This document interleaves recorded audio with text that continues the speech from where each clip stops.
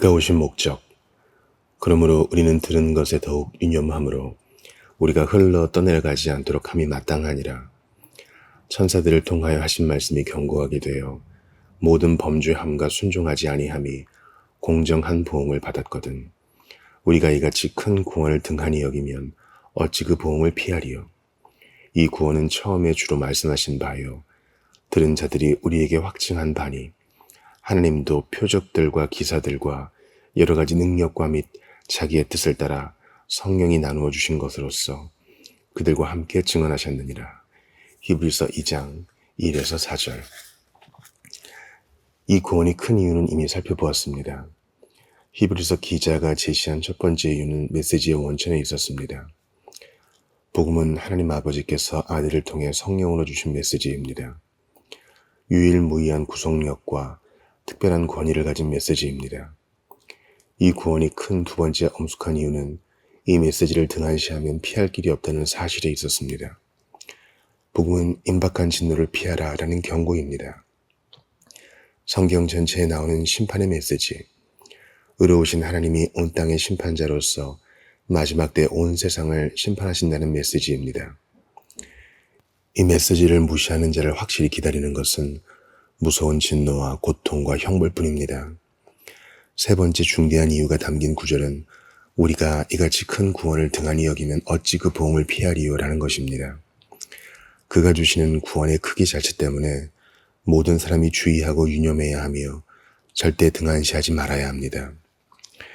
히브리서 2장 5에서 18절은 이같이 큰 구원이라는 주제에 대한 주석입니다. 이 구절들이 펼쳐 보여주는 구원의 크기를 보면 그저 경탄할 수밖에 없습니다. 참으로 놀라운 주석이요 진술입니다. 히브리서 기자는 주 예수 그리스도에 대해 중대한 주장을 해왔습니다. 예수 그리스도는 선지자들보다 월등히 뛰어나신 분이라고 했습니다. 옛적의 선지자들을 통하여 여러 부분과 여러 모양으로 우리 조상들에게 말씀하신 하나님이 이 모든 날 마지막에는 아들을 통하여 우리에게 말씀하셨으니, 그리고 같은 장에서 아들은 천사들보다 뛰어나신 분이라는 주제도 다루었습니다.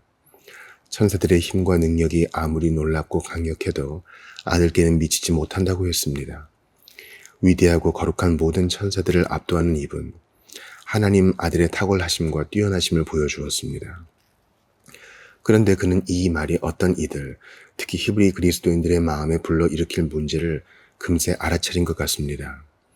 당신 말처럼 나타난 예수께서 하나님의 독생자여, 영광의 광채여, 본체의 형상이여, 택함받은 거룩한 천사들보다 월등히 뛰어나신 분이라면 왜 그리 천하게 출생한 겁니까? 왜 그리 연약한 모습을 보인 겁니까? 왜 그리 고난을 당하고 잔혹한 십자가 죽음의 자리까지 나아가 심히 연약한 패배자의 모습으로 죽은 겁니까? 그가 정말 천사보다 뛰어나신 분이라면 대체 왜 그 모든 일이 일어난 겁니까? 라는 반박이 제기될 수 있었습니다.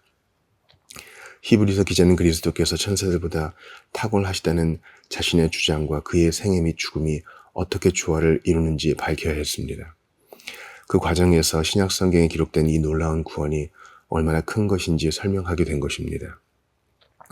하나님의 아들이 세상에 오셔야 했던 이유가 무엇입니까? 세상에 살면서 그 모든 일을 하신 이유가 무엇입니까? 십자가에서 죽으신 이유가 무엇입니까? 이것은 아주 좋은 질문으로서 그 대답을 아주 분명히 알 필요가 있습니다. 하나님의 아들 예수께서 세상에 오셨음을 막연히 믿는다고 말하는 것만으로는 충분치 않습니다.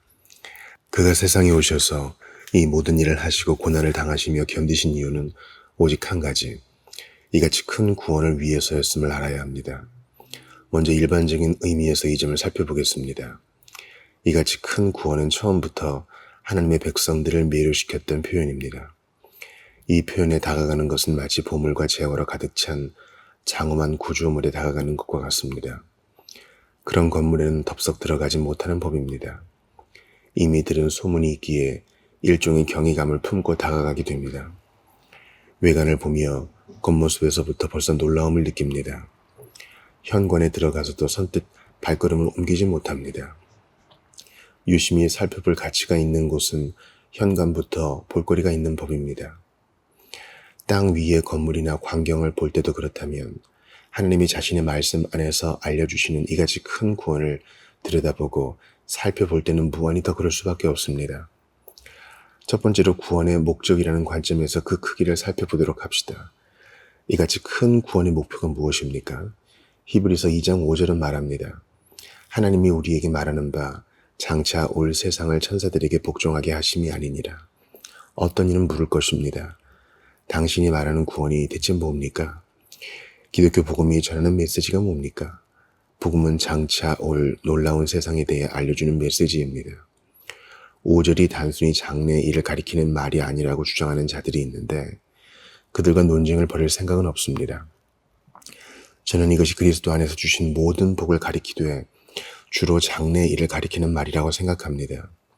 지금 우리는 만물이 아직 그에게 복종하고 있는 것을 보지 못하고 있습니다. 만물이 그에게 복종할 세상이 장차 올 것입니다. 이것은 기독교 구원의 핵심에 있는 사실입니다. 복음의 모든 유익 중에서도 가장 놀라운 유익들을 저 자신이 오랜 세월 놓쳤고 지금도 많은 이들이 놓치고 있는 것을 생각하면 가끔 두려운 마음이 듭니다. 구원을 주로 개인적인 체험 내지 주관적인 상태나 상황의 관점에서 바라보는 탓에 그렇게 놓치는 것입니다.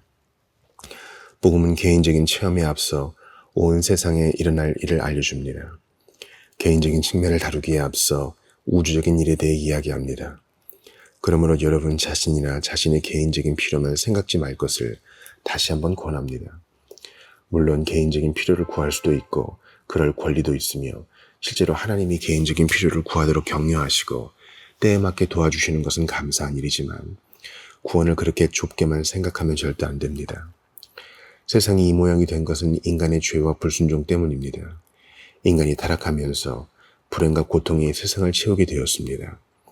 질병과 죽음과 싸움과 불의를 치와 혼돈이 찾아왔습니다.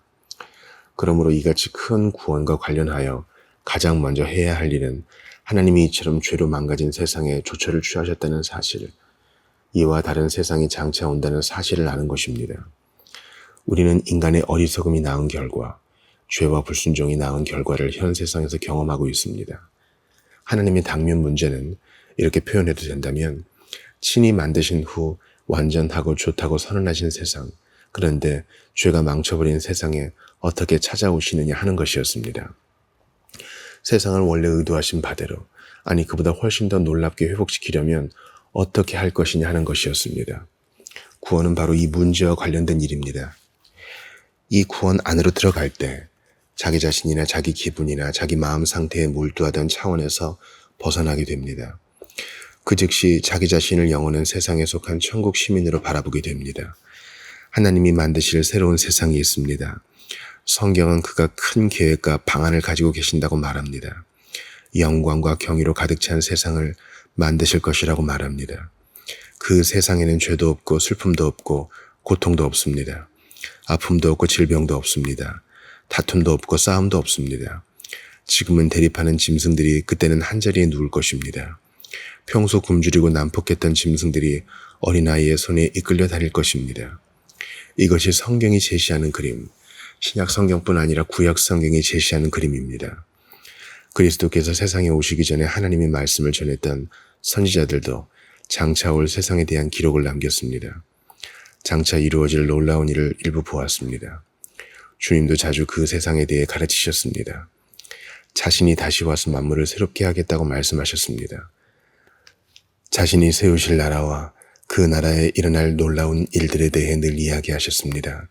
그 나라에는 이삭과 아브라함이 앉아 있을 것이며 다른 이들도 와서 놀라운 영광을 누릴 것이라고 하셨습니다. 신약 성경에는 계속 그 나라에 대한 언급이 나옵니다.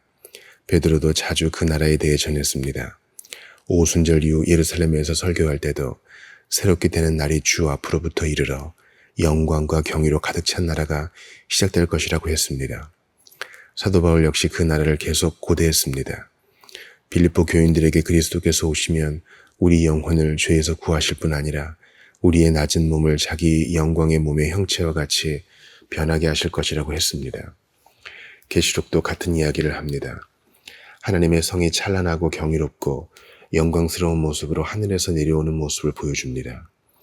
이런 이미지로 장차 올 세상을 묘사합니다. 구원의 목표는 이처럼 만물을 새롭게 하심으로 지금 우리가 아는 세상과 완전히 다른 세상을 만드시려는 것, 그런 세상이 오게 하시려는 것입니다. 베드로는 의가 있는 곳인 새하늘과 새 땅이 온다고 하면서 그 나라를 고대하며 앞당길 것을 그리스도인들에게 권면했습니다. 새로운 세상이 시작되는 그 큰 날에 일어날 한 가지 놀라운 일은 사람이 그 세상을 통치하고 다스리게 된다는 것입니다. 다윗은 시편 8편에서 이렇게 말합니다. 사람이 무엇이기에 주께서 그를 생각하시며 인자가 무엇이기에 주께서 그를 돌보시나이까. 그를 하나님보다 조금 못하게 하시고 영광과 존귀로 관을 씌우셨나이다. 주의 손으로 만드신 것을 다스리게 하시고 만물을 그의 발 아래 두셨으니. 이것은 장차 올 놀랍고 영광스러운 새 세상에 대한 예언의 말씀입니다. 그때 사람은 피조세계의 주인이 될 것입니다. 세상을 심판할 것입니다. 그렇게 높아질 것입니다. 예수 그리스도께서 세상에 오신 것은 바로 이런 일들이 일어나게 하시기 위해서였습니다. 반복하건대 이것이 기독교 복음의 첫 번째 핵심 진술입니다. 복음의 1차적 목적은 저와 여러분을 위해 몇 가지 일을 해주려는 것이 아닙니다. 물론 그런 일도 해주지만 그보다 앞서며 그것을 넘어서는 엄청난 구상과 영광스러운 전망을 제시합니다. 주 예수 그리스도께서 세상에 오신 목적은 이처럼 세상을 속량하시고 구원하시며 죄와 그 모든 결과에서 해방시키려는 것입니다. 온전하고 영광스럽게 만들어 다시 하나님께 돌려드리려는 것입니다. 이 주제를 살펴보면서 발견하게 되는 사실은 히브리서 기자가 이같이 큰 구원을 말하기 위해 아주 신중하게 단어를 선별한다는 점입니다. 구원은 우주적인 계획입니다. 바울은 에베소서에서 하늘에 있는 것이나 땅에 있는 것이 다 그리스도 안에서 통일되고 화목해 되는 것이 하나님의 목적이라고, 그리스도께서 세상에 오신 것은 바로 그런 나라를 세우시기 위해서라고 말합니다. 그리스도는 그 나라를 세우시고 완성하시기 위해, 마침내 그 나라를 이루시고 완결하시기 위해 오셨습니다. 하나님의 성은 흠 한 점 없이 완전 무결한 곳이 될 것입니다. 인간의 역사는 낙원으로 시작했습니다. 그런데 죄가 들어와 망쳐버렸습니다. 하나님은 그 세상을 회복하고 재건하여 원래 의도하신 세상, 우리가 말하는 바 장차 올 세상을 만드실 것입니다. 계시록을 읽되 특히 21장과 22장을 읽어보십시오. 이 모든 말의 의미를 알게 될 것입니다. 두 번째로 살펴볼 것은 구원의 주체로서 이로인해 하나님께 감사를 드려야 합니다. 히브리서 기자의 말을 다시 들어보십시오. 하나님이 우리가 말하는 바 장차 올 세상을 천사들에게 복종하게 하심이 아니니라. 천사가 아니면 누구한테 복종하게 하신다는 것입니까? 사람입니다. 장차 올 완전한 세상을 향유하는 주체가 천사가 아닌 사람이라는 것은 참으로 놀라운 사실입니다. 히브리서 기자가 연이어 시편 8편을 인용하는 이유가 여기 있습니다. 사람이야말로 새로운 세상을 향유할 주체입니다. 그런데 히브리서 기자는 주께서 사람을 잠시 동안 천사들보다 못하게 하셨다고 말합니다. 능력이나 힘 등에서 천사들보다 못하게 하셨다는 뜻이 아닙니다. 천사들은 고통이나 죽음을 겪지 않지만 죄와 타락의 결과로 죽을 수밖에 없는 인간은 그것을 겪는다는 점에서 못하게 하셨다는 것입니다. 우리는 잠시 동안 천사들보다 조금 못하게 되었습니다.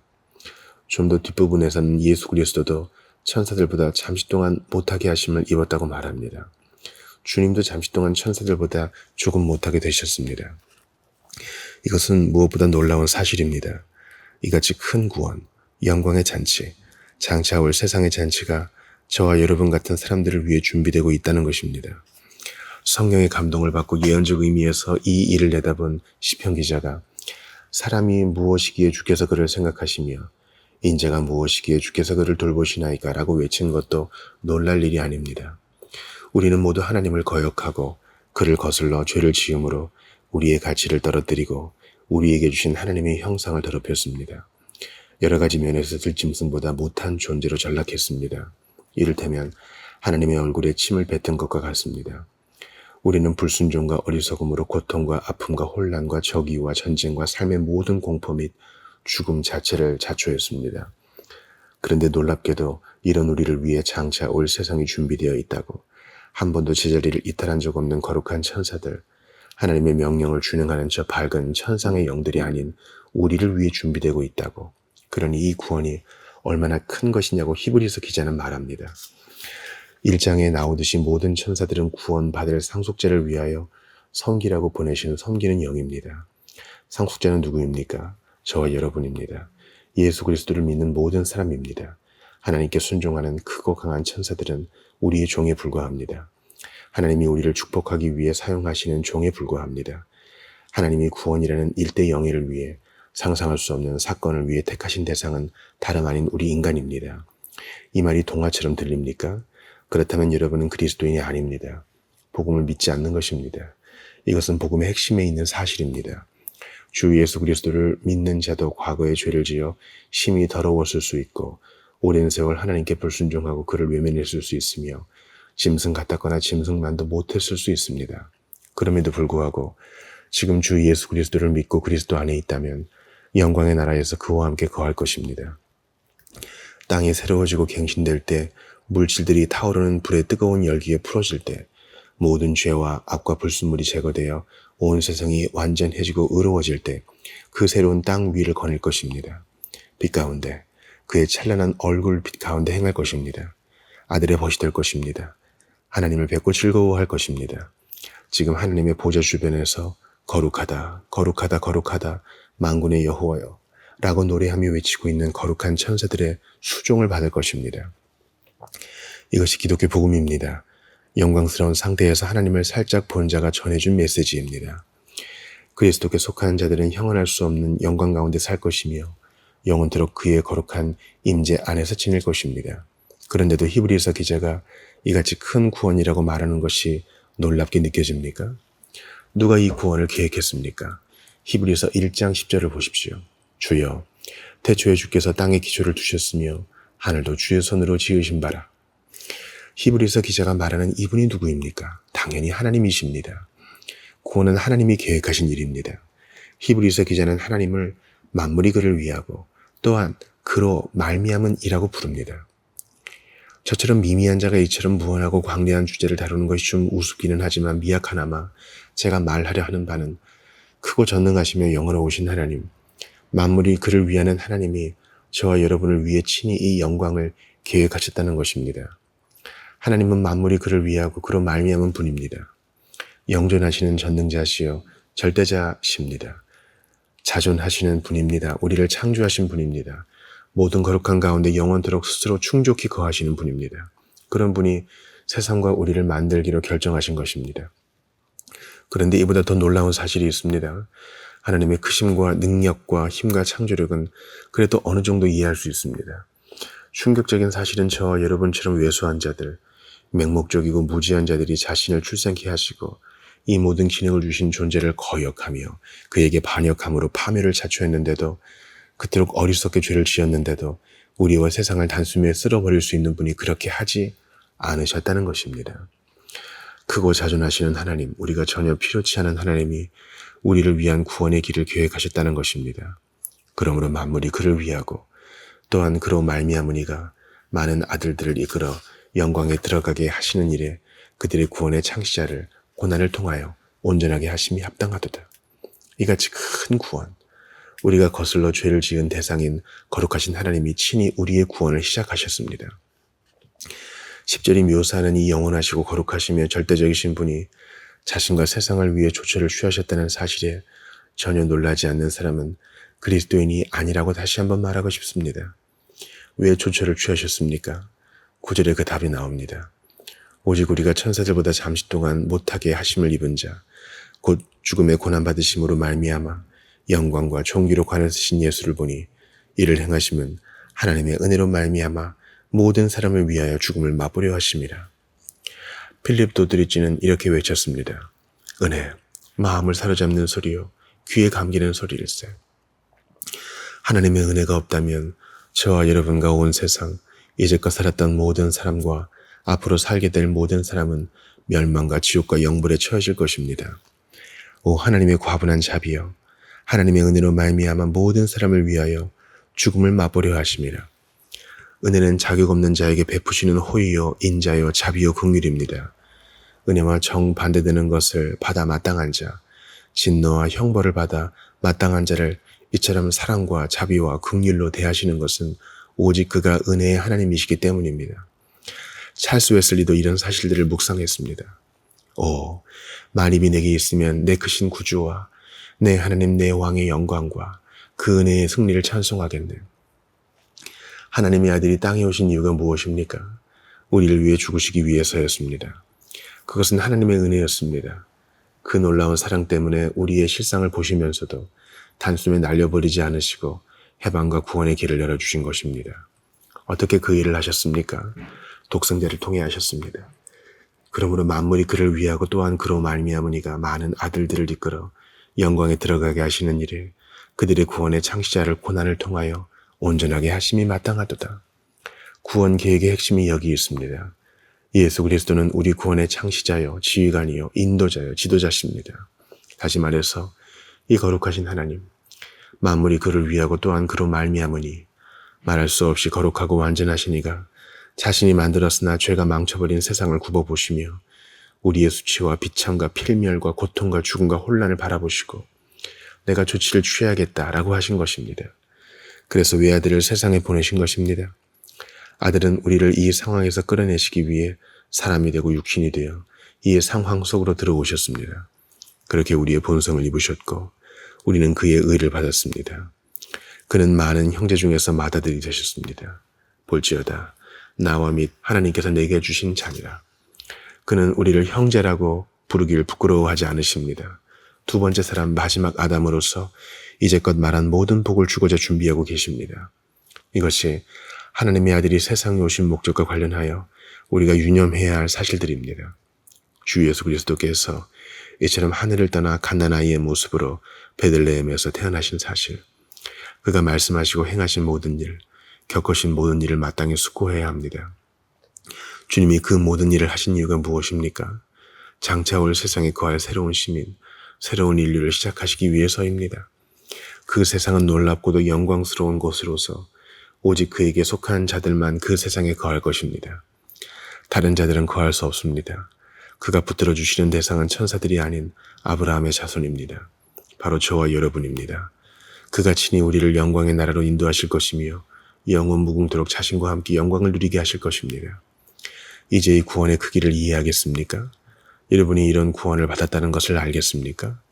여러분은 지금 그리스도를 믿고 있습니까? 그 영광의 나라를 고대하고 있습니까? 이것이야말로 구원의 전적인 목적임을 알고 있습니까? 이 구원이 지금 역사 안에서 이루어지고 있으며 역사가 끝나는 날까지 계속될 것입니다. 아직은 그날이 오지 않았다고 히브리서 기자는 말합니다. 그러나 오고 있습니다. 예수의 부활이 그것을 보장해 줍니다. 그를 믿는 모든 자들이 그와 함께 다시 살아날 것이며 그와 함께 찬란한 영광을 누릴 것입니다. 이 사실을 생각하고 이 사실에 유념하십시오. 흘러 떠내려가지 마십시오. 이런 구원을 주겠다고 하시는데 굳이 지옥으로 내려가지 마십시오. 하나님의 자녀가 누릴 영광을 놓치지 마십시오. 등한시하지 마십시오. 아무리 정당한 것이라도 하나님과 여러분 사이에 끼어들지 못하게 하십시오. 자신이 그리스도께 속한 자요, 그 계획에 포함된 자로서 영광을 기다리고 있다는 사실을 확인할 때까지 마음을 놓지 마십시오. 주 예수 그리스도를 믿으십시오. 그러면 이 영광을 차지할 것입니다.